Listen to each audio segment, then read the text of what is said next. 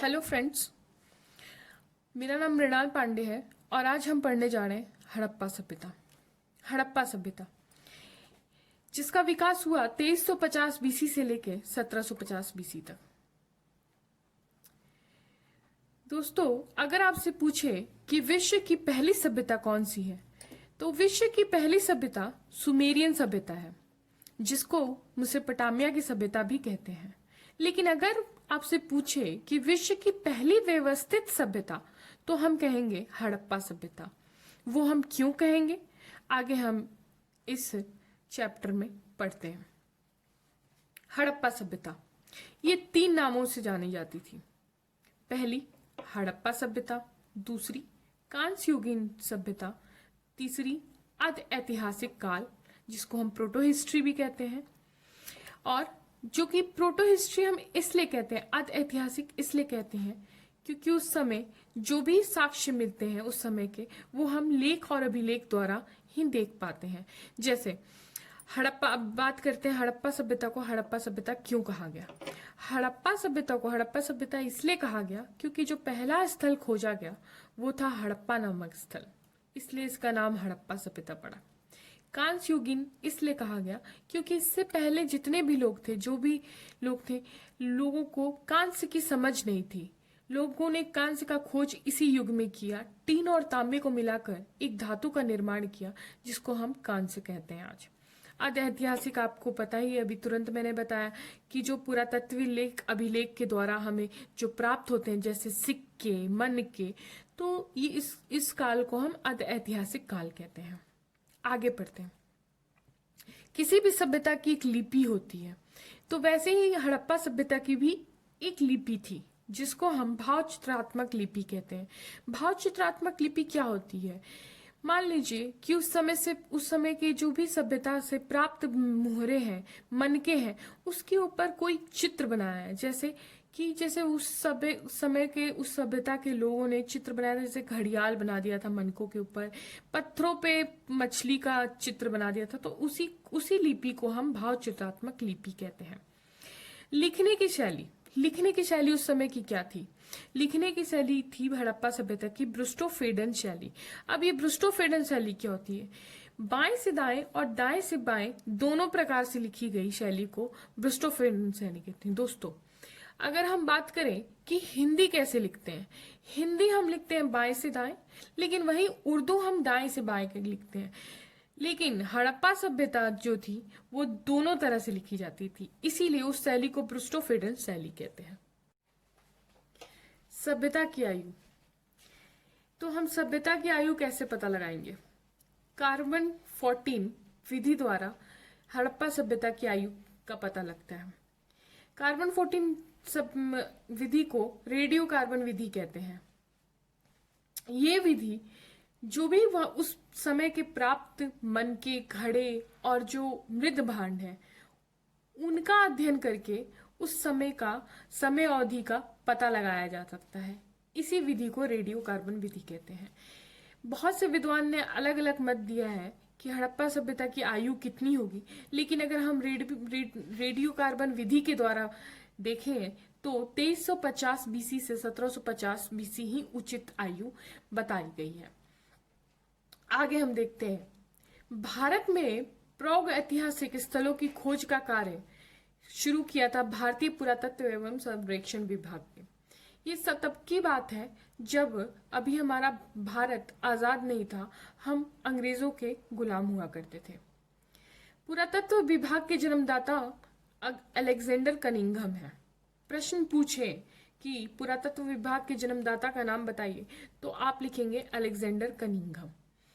महानिदेशक के तौर पे भारत में जो पुरातत्व विभाग के महानिदेशक थे वो थे जॉन मार्शल। ये प्रश्न बार बार पूछा जाता है कि महानिदेशक कौन थे, तो जॉन मार्शल थे, जिन्होंने दयाराम सहनी के अध्यक्षता में एक समिति गठित की, जो कि 1921 में हड़प्पा की खोज की गई दयाराम सहनी की अध्यक्षता में, और वहीं 1922 में मोहनजोदाड़ो की खोज राखलदास बनर्जी ने की। इसको आगे और गहराई से जानेंगे। क्या हुआ था कि 1826 में चार्ल्स मैनसन नामक एक व्यक्ति थे, चार्ल्स मैनसन।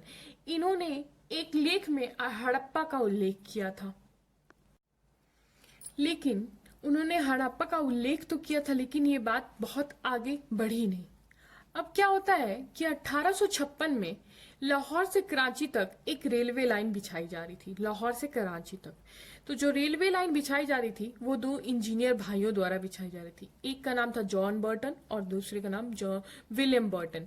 ये नाम हमेशा परीक्षा में पूछता है, इसलिए याद रखने की जरूरत है, जॉन बर्टन और विलियम बर्टन। तो इन्होंने जब ये लाइन बिछाई जा रही थी तो उस समय पत्थरों का अभाव हुआ, तो मजदूरों से कहा गया कि आप कुछ पत्थरों का इंतजाम करिए। तो मजदूर गए आसपास की ईंटों को लेके आए। जो ईंटों को वो लेके आए तो वो ईंट आज के दौर की नहीं थी, यानी कि 1856 के उस दौर की ईंटें नहीं हुआ करती थी, बहुत ही पुरानी ईंटें थी। तो जॉन बर्टन और विलियम बर्टन ने कहा कि नहीं, ये तो आज की है नहीं, ये लगता है पुरातत्व विभाग से जुड़ी हुई किसी साक्ष्य की है। तो इन्होंने तुरंत भारतीय पुरातत्व सर्वेक्षण महानिदेशक को सूचित किया कि ऐसा ऐसा हमें एक ये ईंटें प्राप्त हुई हैं जो कि आज की दौर की नहीं है। तो जॉन मर्सन ने क्या किया, जॉन मर्सन ने 1921 में दयाराम सहनी के तुरंत एक अध्यक्षता में एक समिति गठन की, तो जिन्होंने दयाराम सहनी ने 1921 में हड़प्पा की खोज की, जिसे हम आज हड़प्पा सभ्यता के नाम से जानते हैं। उसके तुरंत एक साल बाद राखलदास बनर्जी ने 1922 में मोहनजोदाड़ो की खोज की। आगे बढ़ते हैं और देखते हैं कि इस सभ्यता का नामकरण किन किन नामों से जाना जाता है। पहले हड़प्पा सभ्यता, जैसे कि हम जब सब जानते हैं कि इसका पहला नाम हड़प्पा सभ्यता ही था, क्योंकि जो स्थल की खोज की गई थी पहली सर्वप्रथम हड़प्पा नामक स्थल पे ही की गई थी, इसलिए इसका नाम हड़प्पा सभ्यता है। आगे बढ़ते हैं, इसको हम सिंधु सभ्यता के नाम से भी जानते हैं। सिंधु सभ्यता सर्वप्रथम क्या हुआ था कि जो भी हड़प्पा सभ्यता थी वो सिंधु नदी के आसपास पाए जाने के कारण, इसलिए इसको बहुत विद्वान सिंधु सभ्यता भी कहते थे। जैसे कि हम देखते हैं कि आजादी से पहले यानी कि 1947 से पहले 40 बस्तियों की खोज हुई थी, हड़प्पा सभ्यता के 40 बस्तियों की खोज हुई थी जो कि सिंधु नदी के किनारे ही थे। लेकिन जैसे जैसे बाद में और बस्तियों की खोज हुई वो अन्य अन्य जगह पे भी पाए गए, इसलिए बहुत विद्वानों का ये मत है कि ये सर्वाधिक उपयुक्त नाम नहीं कहा जा सकता इस सभ्यता के लिए। तीसरा, इसको सिंधु सरस्वती सभ्यता भी कहते हैं। सिंधु सरस्वती सभ्यता 1947 तक 40 बस्तियों की खोज की गई थी हड़प्पा सभ्यता की। वर्तमान में देखा जाए तो 1500 बस्तियों की खोज की जा चुकी है, स्थलों की खोज की जा चुकी है। जो 40 बस्तियों की खोज की गई थी वो सिंधु और उसकी सहायक नदियों के पास पाई गई थी, लेकिन 1100 बस्तियां जो थी वो सिंधु तथा गंगा नदी के बीच के मैदान में स्थित थी, जहां कभी सरस्वती नदी बहा करती थी। तो जो 1100 बस्तियां पाई गई हैं वो सिंधु और गंगा के बीच के मैदान के क्षेत्र में पाई गई हैं, जहां कभी सरस्वती नदी बहती थी, इसलिए विद्वानों ने इसे सिंधु सरस्वती सभ्यता भी कहा, इसलिए इसका तीसरा नाम सिंधु सरस्वती सभ्यता भी कहते हैं इसको।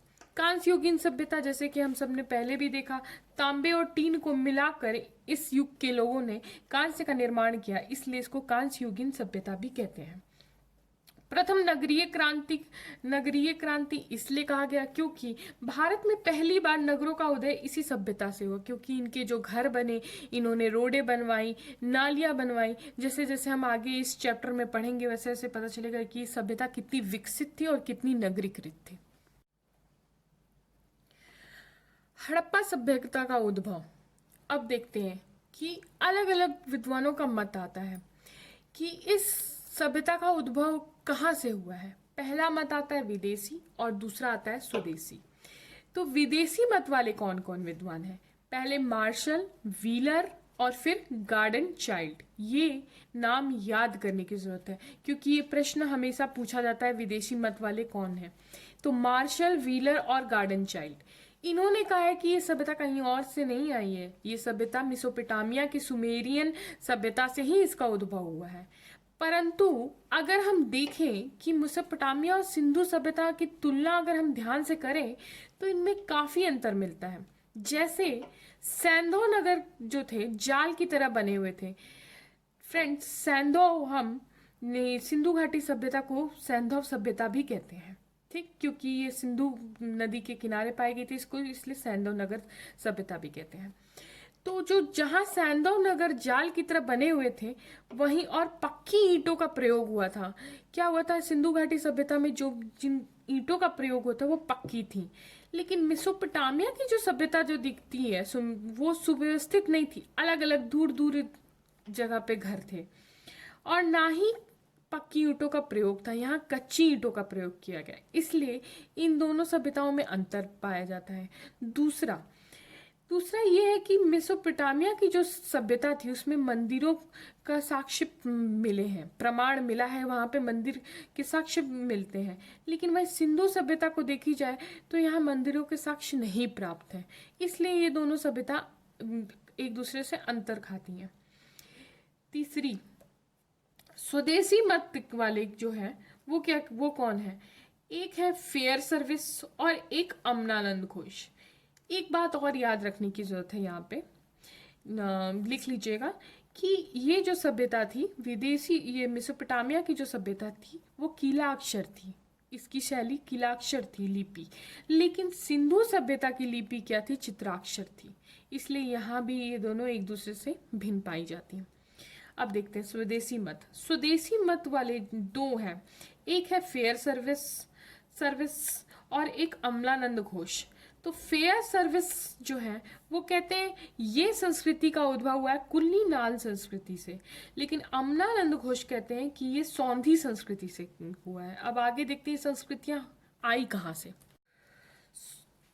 अमलानंद घोष कहते हैं कि हड़प्पा सभ्यता सौंधी संस्कृति से आई है, क्योंकि जो सौंधी संस्कृति और हड़प्पा संस्कृति है, दोनों जगह से जो घड़े मिलते हैं, जो मृद भांड मिलते हैं, उनमें एक जैसा ही चित्र अंकन है। जैसे कि हड़प्पा संस्कृति में भी देखा जाए तो घड़ों पे पत्तियां बनी हुई हैं और रस्सियां बनी हुई हैं, वैसे ही सौंधी संस्कृति में भी आप देखेंगे रस्सियां बनी हुई हैं और पत्तियों के चित्र अंकन है, इसलिए ये संस्कृति एक दूसरे से मेल खाती है। आगे हम बढ़ते हैं, कुछ संस्कृतियों के नाम याद करने की जरूरत है और ये कहाँ से उनका उद्भव होता है, ये प्रश्न हमेशा पूछ दिए जाते हैं। जैसे बलूचिस्तान से कुल्ली नाल संस्कृति का विकास बलूचिस्तान में हुआ है। सौंधी संस्कृति राजस्थान से, और झूकर झाकर संस्कृति चनहुदड़ों से हुआ है। ये बहुत इंपॉर्टेंट है, झूकर झाकर संस्कृति। और हड़प्पा संस्कृति तो सिंधु संस्कृति से ही हुआ है, ये तो आप जानते ही हैं। आगे बढ़ते हैं, हड़प्पा सभ्यता का विस्तार कैसे होता है। देखिए 1947 में 40 ही बस्तियां हुआ करती थी जो खोजी गई थी हड़प्पा सभ्यता में, 40 ही, लेकिन वर्तमान समय में 1500 बस्तियां खोजी जा चुकी हैं, यानी कि 1500 स्थल खोजे जा चुके हैं सिंधु घाटी सभ्यता में। वर्तमान में ये सभ्यता 3 देशों में इसके प्रमाण मिले हैं। वर्तमान में 3 जगह पे ये संस्कृतियां पाई गई हैं, ये संस्कृति हड़प्पा संस्कृति पाई गई है। एक है अफगानिस्तान, दूसरा पाकिस्तान और तीसरा भारत। तो सबसे कम अफगानिस्तान में पाया गया है, केवल 2 जगह, यानी कि मुंडीगाक और सुरतागोई। ठीक। पाकिस्तान की बात करें तो यहाँ पे बहुत सारे स्थलों को पाया गया है, जैसे कि सुतकांडेडोर, बालाकोट, मोहनजोदाड़ो, चूहंदड़ो, हड़प्पा इत्यादि। और वही भारत में बात करें तो भारत में भी अनेक स्थल पाए गए हैं, जैसे मांडा जो है हमारा जम्मू कश्मीर में है, रोपड़ पंजाब में, बनवाली हरियाणा, राखीगढ़ी हरियाणा में, कालीबंगा राजस्थान में, लोथल गुजरात में, दैमाबाद महाराष्ट्र में। अब बात करते हैं इसकी क्षेत्रफल की। इस सभ्यता की क्षेत्रफल 12,99,600 वर्ग किलोमीटर कुल क्षेत्रफल है। स्वतंत्रता के बाद हुई खुदाई में सबसे अधिक स्थल गुजरात प्रांत में पाए गए हैं। ये कुछ इंपॉर्टेंट पॉइंट्स हैं, इसको याद करने की बहुत जरूरत है। स्वतंत्रता के बाद खुदाई में सबसे अधिक स्थल गुजरात प्रांत में पाए गए हैं। वर्तमान में 1500 स्थल पाए गए हैं, जबकि क्षेत्रफल 20 लाख वर्ग किलोमीटर है। ये प्रश्न हमेशा पूछता है कि इसका क्षेत्रफल कितना है, तो 20 लाख वर्ग किलोमीटर इसका पूर्ण क्षेत्रफल है। आगे बढ़ते हैं। अगर हम बात करें कि हड़प्पा सभ्यता की चौहद्दी कितनी थी, मतलब हड़प्पा सभ्यता कहाँ कहाँ तक इस सभ्यता का फैलाव था, तो हमें देखने को मिलता है कि ये सभ्यता उत्तर में जम्मू कश्मीर के मांडा क्षेत्र तक, चिनाब नदी के किनारे। ये नदियों के नाम याद करना बहुत ज़रूरी है। ये प्रश्न हमेशा पूछे जाता है, कौन से क्षेत्र कौन से नदी के किनारे थे। ठीक, तो ये जम्मू कश्मीर में जो मांडा है वो चिनाब नदी के किनारे तक, यहाँ तक फैली थी संस्कृति। फिर दक्षिण में बात करें तो दैमाबाद, जो कि गोदावरी नदी के तट पर है, ये पर आपका महाराष्ट्र में। पूर्व की बात करें तो आलमगीरपुर जो कि मेरठ में, यूपी के मेरठ में हिंडन नदी के किनारे पड़ता है। और वहीं पश्चिम की बात करें तो सूतकांडे डोर जो कि दशक नदी के किनारे पड़ता है, ये अफगानिस्तान क्षेत्र में पड़ता है। तो जैसे कि देखने को मिल रहा है कि पहले जैसे शुरुआती दौर में अनुमान लगाया जा रहा था कि ये सभ्यता का फैलाव सिर्फ और सिर्फ पंजाब प्रांत और हड़प्पा क्षेत्र, पाकिस्तानी क्षेत्र तक होगा, लेकिन ऐसा नहीं था। जैसे जैसे अध्ययन किया गया वैसे वैसे पाया गया कि हड़प्पा क्षेत्र जो था, इसकी सभ्यता तो काफ़ी जगह तक फैली थी, जैसे कि उत्तर में जम्मू कश्मीर तक, नीचे दक्षिण महाराष्ट्र तक, और पूर्व में यूपी तक, और पश्चिम में अफगानिस्तान तक। तो ये तो रही हड़प्पा सभ्यता की चौहद्दी। आगे बढ़ते हैं। इस सभ्यता की विशेषताएं क्या क्या थी, तो देखिए क्या होता था कि हड़प्पा सभ्यता में प्रत्येक नगर जो थे वो दो भागों में विभक्त थे। पहला भाग जो कि पश्चिमी टीला होता था और दूसरा पूर्वी टीला होता था। जो पश्चिमी टीला होता था वो ऊंचा होता था और ऊपर सक्रिय होता था, और जबकि जो पूर्वी टीला होता था वो फैलावदार होता था और इसके पश्चिमी के तुलना में नीचे रहता था, ज्यादा नीचे रहता था और ज्यादा छोटा हुआ करता था। पश्चिमी जो टीला था वो ज्यादा ऊंचा होता था। पश्चिमी टीला जो कि जहाँ पे दुर्ग अथवा रक्षा प्राचीर हुआ करता था, जो कि ऊंचा हुआ करता था, और वहीं पूर्वी टीला जो था वो वहाँ पे लोग रहा करते थे, जैसे हड़प्पा सभ्यता के नागरिक रहते थे, व्यापारी, शिल्पकार इत्यादि। यहाँ से आवास के साक्ष्य प्राप्त हुए हैं। आगे बढ़ते हैं। लेकिन ऐसे भी कुछ स्थान हैं जो कि पश्चिमी और पूर्वी टीला में नहीं विभाजित थे, जैसे लोथल और सुरकोटा। यहाँ पे पश्चिमी टीला और पूर्वी टीला नहीं पाया गया। ये अपवाद है। परीक्षा में पूछे जाते हैं प्रश्न कि कौन से ऐसे स्थान थे जहाँ पे पश्चिमी और पूर्वी टीला नहीं पाए गए हैं, तो क्या लिखेंगे आप? लोथल और सुरकोटा। इन दोनों क्षेत्रों में संपूर्ण क्षेत्र जो था वो केवल एक रक्षा प्राचीर से ही घिरा रहता था। आगे बढ़ते हैं। अब कौन सा ऐसा स्थल था जो दुर्गीकृत नहीं था? तो चनहुदड़ो एकमात्र ऐसा नगर था जो दुर्गीकृत नहीं था, अन्यथा बाकी सारे नगर दुर्गीकृत थे। तो इसलिए याद रखना है कि चनहुदड़ो। धौलावीरा स्थल 3 भागों में विभक्त था, एक उत्तर, मध्यम और निम्न। धौलावीरा से एक साइन बोर्ड प्राप्त हुआ है जो कि इसके प्रवेश द्वार पे मिला है, तो ये याद रखने की जरूरत है कि धौलावीरा से एक साइन बोर्ड प्राप्त हुआ है। आगे बढ़ते हैं। उस समय के मकान हुआ कैसे करते थे? तो जो आवासीय भवन थे वो कैसे होते थे? अधिकांश घर 3 से 4 कमरे के हुआ करते थे, जैसे कि आप देख सकते हैं चित्र में। कुआं, रसोई घर, आंगन, मकान, ये सब पक्की ईंटों से बने होते थे। तो जो भी मकान हुआ करते थे वो पक्की ईंटों से होते थे। बीच में आंगन होता था, आसपास कमरे होते थे, एक रसोई घर होता था और कुआं बने होते थे। लेकिन अगर हम बात करें कालीबंगा की, तो यहाँ पे ये अपवाद है, पक्की ईंटें नहीं, यहाँ पे कच्ची ईंटों के मकान पाए गए हैं। तो ये प्रश्न पूछता है कि कौन से स्थल पे कच्ची ईंटों के साक्ष्य प्राप्त हुए हैं, तो हम कहेंगे कि कालीबंगा। कालीबंगा एक ऐसा क्षेत्र था जहाँ पे मकान कच्ची ईंटों से बने होते थे। तो अगर आपसे प्रश्न पूछे कि कौन सा ऐसा क्षेत्र था जहाँ पे कच्ची ईंटों के बने हुए मकान के साक्ष्य प्राप्त हुए, तो आप कहेंगे कालीबंगा। आगे बढ़ते हैं, उस समय के मकानों की बनावट कैसी हुआ करती थी। तो जैसे कि आप चित्र में देख रहे हैं कि मकान गलियों में खुलते थे, यानी कि जैसे आज भी होता है, बीच में गली होती है और अगल बगल आमने सामने मकान होते थे। कोई भी मकान सड़कों के मुख्य सड़क पे नहीं खुलते थे, यानी कि कोई भी मकान के दरवाजे और खिड़कियां मुख्य सड़क पे नहीं खुलती थी। उसी तरह आज भी हम देखते हैं, लेकिन इसका भी एक अपवाद है। लोथल एक ऐसा क्षेत्र है जहाँ पे मकानों की खिड़कियां और दरवाजे मुख्य सड़क पे खुलते थे। आगे बढ़ते हैं, ईंटों के आकार। हड़प्पावासी जो ईंटों का प्रयोग करते थे वो ईंटों का आकार क्या था। तो उस समय जो प्रचलित आकार था 4:2:1। आगे देखते हैं, एक बात और ध्यान रखने की जरूरत है।